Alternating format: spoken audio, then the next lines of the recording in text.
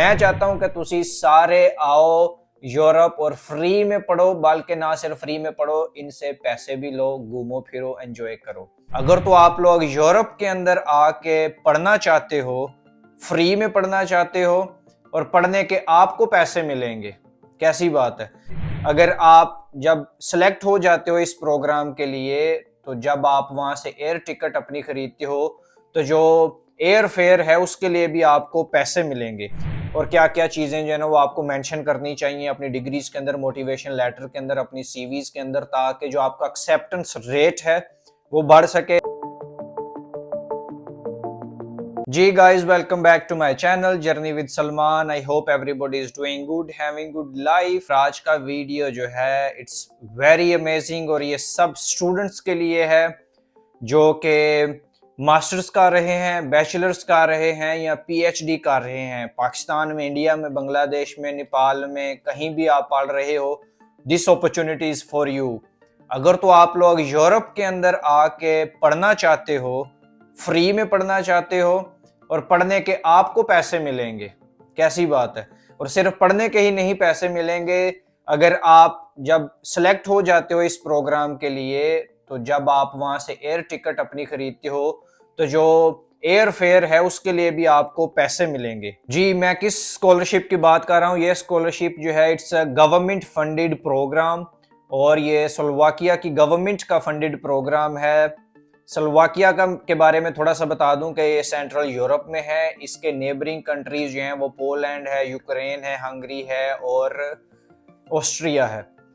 तो ये बिल्कुल आप यूरोप के हब में आते हो, शेंजन वीजा आपके पास होता है, आप घूम फिर भी सकते हो क्योंकि आप स्टूडेंट हो, पैसे आपको पढ़ने के मिल रहे हैं, तो घूमो फिरो, एंजॉय करो। पूरा यूरोप भी आप घूम सकते हो, उसके साथ साथ आप स्टडीज भी कर सकते हो, अपनी स्टडीज भी पूरी कर सकते हो। पूरी वीडियो देखेगा, मैं इसमें सारी डिटेल्स जो हैं वो आप सबके साथ शेयर करता हूं कि कौन कौन सा बच्चा जो है इसके लिए अप्लाई कर सकता है, एलिजिबिलिटी क्राइटेरियाज क्या हैं, क्या क्या फैक्टर्स ऐसे हैं जो आपकी स्कॉलरशिप को ज्यादा स्ट्रॉन्ग कर सकते हैं, और क्या क्या चीजें जो है ना वो आपको मेंशन करनी चाहिए अपनी डिग्रीज के अंदर, मोटिवेशन लेटर के अंदर, अपनी सीवीज के अंदर, ताकि जो आपका एक्सेप्टेंस रेट है वो बढ़ सके। क्योंकि मैं चाहता हूं कि तुसी सारे आओ यूरोप और फ्री में पढ़ो, बल्कि ना सिर्फ फ्री में पढ़ो, इनसे पैसे भी लो, घूमो फिरो, एंजॉय करो।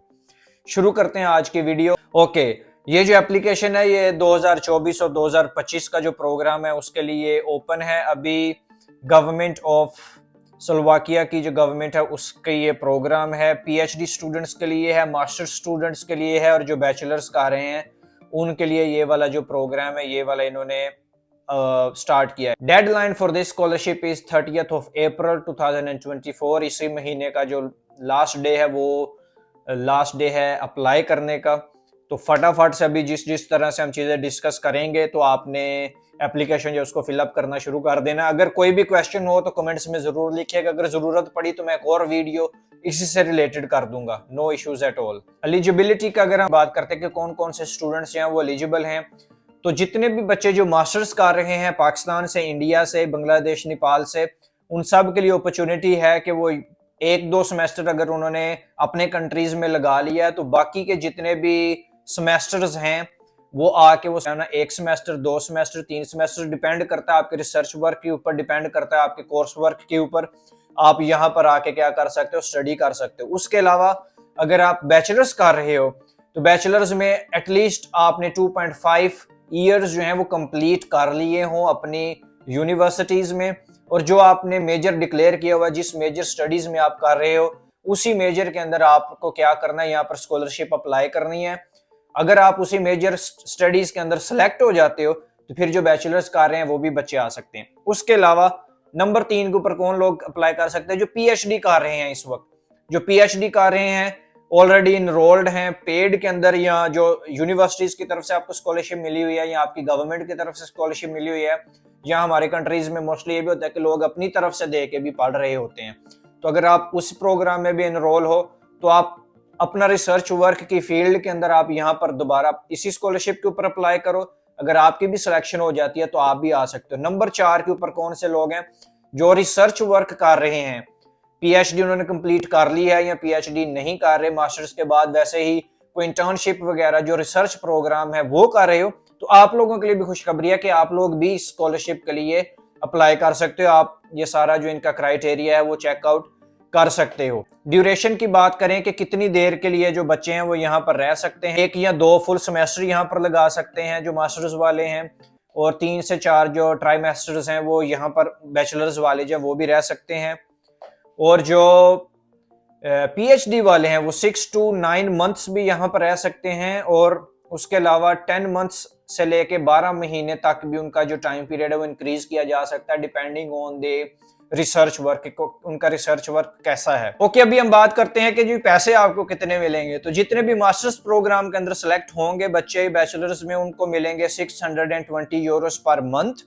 जितनी भी देर वो यहाँ पर रह रहे होंगे, 1 सेमेस्टर 2 सेमेस्टर, तो उसमें उनको पैसे मिल रहे होंगे 620 यूरोस। तो उसके अंदर वो अपना जितना भी खर्चा है वो कर सकते हैं। और बाकी ऑलरेडी आप मेरी वीडियोस चेकआउट कर सकते हैं कि स्टूडेंट्स को यहाँ पर बहुत सारे बेनिफिट्स मिलते हैं, जिसमें हाउसिंग में भी आपको डिस्काउंट मिल जाता है, एयर टिकट्स में भी, और जो बस टिकट्स उन सब में भी आपको डिस्काउंट मिलता है, रेस्टोरेंट्स वगैरह में भी डिस्काउंट मिल जाता है।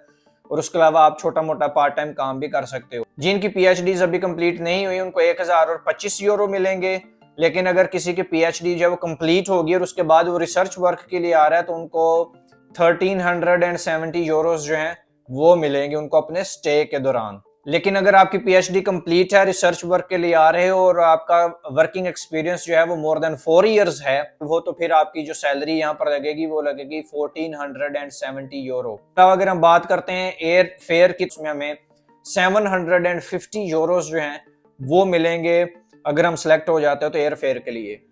तो कुल मिला के बात यह है कि जी अगर आप सेलेक्ट हो जाते हो स्कॉलरशिप के ऊपर तो फ्री में आप यहाँ पर आ सकते हो, एयर फेयर भी वो दे देंगे।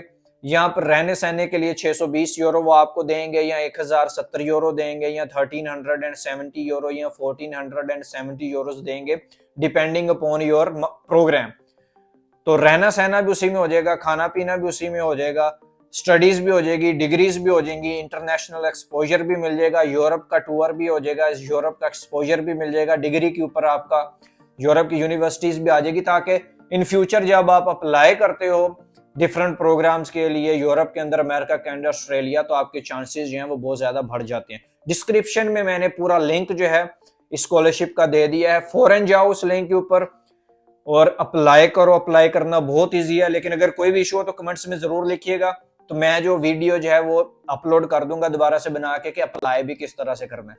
अपना और अपने प्यारों का ख्याल रखिएगा, वीडियो जरूर शेयर कीजिएगा ताकि सबका भला हो सके। चैनल को जरूर सब्सक्राइब कर लें ताकि इस तरह की वीडियोस आपको मिलती रहें। सी यू गाइस, बाय बाय।